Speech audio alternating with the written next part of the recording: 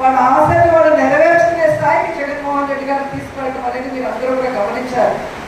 ప్రభుత్వం నుంచి మీకు రావాల్సిన హక్కులు చాలా ఉన్నాయి, అవి ఆటోమేటిక్గా వచ్చే సమయానికి వస్తుంది.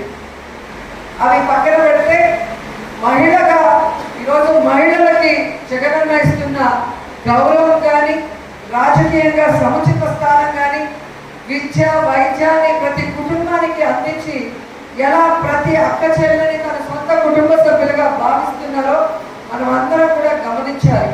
అలాగే దాదాపుగా ఒక విద్యా రంగానికే 73,000 కోట్ల రూపాయలు ఖర్చు పెట్టి ఈరోజు 43,000 స్కూల్స్ని రెనోవేట్ చేసి మీ అందరూ కూడా ఈరోజు నేను గవర్నమెంట్ స్కూల్ టీచర్ అని గర్వంగా చెప్పుకునే విధంగా ఈరోజు స్కూల్స్లో ప్రైవేట్ స్కూల్స్ కన్నా మించిన ఎడ్యుకేషన్తో ఈరోజు మీరు దూసుకుపోతున్నారు. మీరే చూశారు, స్టేట్ ర్యాంక్స్ అన్ని కూడా ఈసారి గవర్నమెంట్ స్కూల్స్కి వచ్చాయంటే అది మీ కనుక. అంటే కొంత మీకు టాలెంట్ ఉంది, కానీ చదువుకోవడానికి అక్కడ పిల్లలు వచ్చేవాళ్ళు కాదు. మరీ బిలోపూర్ అంటే ఇంకా వేరే దారి లేక స్కూల్కి పంపించేవాళ్ళు, వాళ్ళు చదువుకోవడం రాకుండా ఊరికే టైం పాస్కి వచ్చేవాళ్ళు. కానీ ఈ రోజున్న ఇంగ్లీష్ మీడియం కానీ, ఈ రోజున్న డిజిటల్ క్లాస్ రూమ్స్ కానీ, ఈరోజు ఇస్తున్న జగనన్న గోరుముద్ద ద్వారా పౌష్టికమైన ఆహారం కానీ, విద్యా కానుక ద్వారా అన్ని టెక్స్ట్ బుక్స్తో పాటు డిక్షనరీ కానీ, గౌరవమైన ఒక స్కూల్ యూనిఫామ్ కానీ, ఇంగ్లీష్ మీడియం కానీ, ఇవన్నీ కూడా పిల్లలు ప్రైవేట్ స్కూల్స్కి మానేసి గవర్నమెంట్ స్కూల్స్కి వచ్చే విధంగా చేశారు. సో పిల్లల్లో కూడా చదువుకోవాలన్న ఆకాంక్ష పెరిగింది. సో టీచర్స్ ఏమైనా చక్కగా చదివే పిల్లవాడు ఉంటేనే కదా మీకు పేరు వస్తుంది. సో మీరెంత చదివినా కూడా ఫైనల్గా రిజల్ట్ బట్టే మీకు క్రెడిట్ వస్తుంది. ఈరోజు గవర్నమెంట్ స్కూల్లో టీచర్స్ అంతా కూడా గర్వపడే విధంగా, నేను గవర్నమెంట్ స్కూల్ టీచర్ అని గర్వంగా చెప్పుకునే విధంగా ఈరోజు విద్యా వ్యవస్థలో ఎన్నో సంస్కరణలు తీసుకొచ్చిన విద్యా సంస్కర్త జగన్మోహన్ రెడ్డి గారికి మహిళలందరూ కూడా అండగా నిలబడి మరొక అవకాశాన్ని ముఖ్యమంత్రిగా ఇవ్వాలని కూడా మనస్ఫూర్తిగా కోరుకుంటున్నాను. అలాగే మీ ఆడపడుచుగా మీరే చూస్తూ ఉంటారు, నేను హీరోయిన్గా ఉన్నప్పుడు నా లైఫ్ ఎంత కంఫర్ట్గా ఉండేదో, నేను జడ్జిగా ఉన్నప్పుడు ఎంత నవ్వుతూ మిమ్మల్ని నమ్మిస్తుండేదాన్నో తెలుసు. ఈరోజు రాజకీయాల్లోకి ఎందుకు వచ్చాం? కొత్తగా పేరు డబ్బు ఫేమో అవసరం లేదు. ఇంత పేరు ప్రఖ్యాతులు, ఇంత డబ్బు నేను సంపాదించగలిగాను అంటే ప్రజల అభిమానుల ఆశీస్సులను నమ్మాను. పాలిటిక్స్లో నాకు అవకాశం వచ్చినప్పుడు సర్వీస్ చేయడానికి ఇది ఒక బెస్ట్ ప్లాట్ఫామ్గా ఎన్నుకున్నాను. నాకు ఇన్స్పిరేషన్ జయలలిత మేడం. నేను పాలిటిక్స్లో వచ్చినప్పుడు 2004లో. సో ఆమె కూడా ఒక హీరోయిన్గా ఉండి ఒక కంఫర్ట్ లైఫ్ని పక్కన పెట్టి ప్రజలకి సర్వీస్ చేయాలని పాలిటిక్స్లోకి వస్తే ఎన్ని అవమానాలు, ఎన్ని కష్టాలు ఎదుర్కొందో మీరు కూడా చూశారు.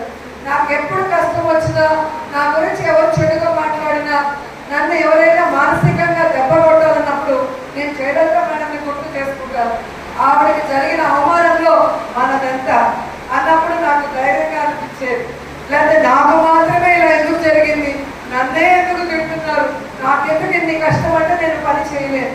సో నాకు ఆమెను ఇన్స్పిరేషన్గా తీసుకొని ఎప్పటికప్పుడు ఆ నిమిషానికి బాధపడినా ఓకే 10 మంది ఏదో మాట్లాడతారు, 90 మంది మన వెనకున్నారు, మనల్ని ఆశీర్వదిస్తున్నారు, మనం చేస్తున్న పనిని అప్రిషియేట్ చేస్తున్నారు. ఆ 90 మంది కోసం మనం పని చేద్దాం, ఈ 10 మందిని పక్కన పడేద్దామనే ముందుకు వెళ్తున్నాం. సో ఆ విధంగా ఈరోజు ఈ పాలిటిక్స్లోకి వచ్చాక నేను ఎమ్మెల్యే కాకుండా ఎన్ని పోరాటాలు చేశాను మహిళల గురించి, అపోజిషన్ ఎమ్మెల్యేగా ఎన్ని మహిళా సమస్యల మీద అసెంబ్లీ లోపల బయట ఫైట్ చేశానో మీరు చూశారు. ఈరోజు ఎమ్మెల్యేగా అలాగే మంత్రిగా ఇటు నియోజకవర్గంలో అటు రాష్ట్రంలో ఎక్కడ ఎవరు నా దృష్టికి ఏ సమస్య తీసుకొచ్చినా ఇమీడియట్గా ప్రభుత్వం దృష్టికి, ముఖ్యమంత్రి గారి దృష్టికి తీసుకెళ్ళడం నా బాధ్యతగా పెట్టుకున్నాను. ప్రతిదీ కూడా ఎవరు కూడా నాకు ఒక రిప్రజెంటేషన్ ఇస్తే ఖచ్చితంగా వాళ్ళు నమ్ముతారు, ఇది పక్కన పడేది మేడం తీసుకెళ్ళి జగనన్నకి ఇస్తుందన్న నమ్మకాన్ని ఈరోజు నేను పొందగలిగాను. అంటే 100% నేను ఇచ్చినప్పుడు 80% పనులు జరగచ్చు, 20 జరగకపోవచ్చు. ఆ 20 కూడా జరిగే అవకాశం ఉంటే వెనకబడి ఈ నగరి నియోజకవర్గానికి మీరే చూస్తుంటారు. నేను ఈ గవర్నమెంట్ రాకముందు అపోజిషన్లో ఉన్నాను. సో అప్పటి వరకు ఈ 30-35 ఏళ్లలో ఏం అభివృద్ధి జరిగింది, ఈ రోజు ఏం అభివృద్ధి జరిగిందో ఒక్కసారి మీరే గమనించండి. ఈరోజు ఈ హాల్లో మీటింగ్ పెట్టింది కూడా ఆ అభివృద్ధిలో భాగం మీకు తెలియాలని. ఎందుకంటే పేపర్లో ఏదో ఒక చిన్న ఫోటో చూసి ఏదో కట్టారని అనిపించారు. సో ఇది గవర్నమెంట్ బిల్డింగ్ లా ఉందా మీకు?